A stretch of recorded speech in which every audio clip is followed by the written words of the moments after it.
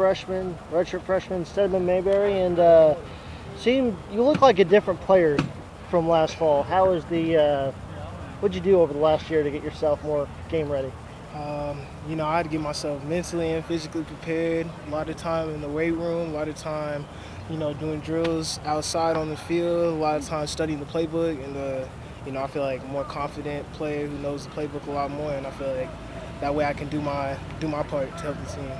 And with you developing so much, do you still have to temper your expectations, knowing that you have Rob Lowe and Chris Nuttall still in front of you, so just get your opportunities when you can? Oh, I mean, sky's the limit for me. I'll never, back down from competition from anybody. But, those two guys are some great athletes too, and I'm happy I get to play alongside them, really.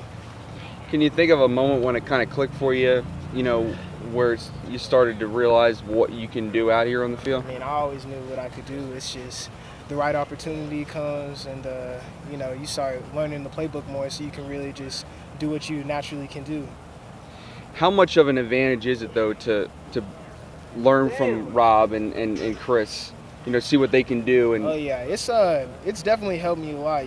Those two guys, like I said, they're two really great running backs. And, not everybody, I feel like, can say that they've learned as much as I've learned from them. So, it's been a real good experience for me.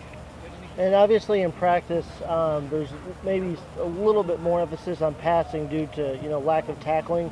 Do you find that you have to prepare a different way to get ready for that first game, since you may not be able to work through contact as much?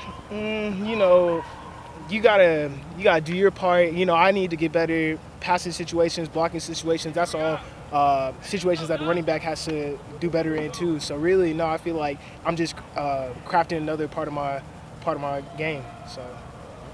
Thanks. Thanks, man. All right, thank you.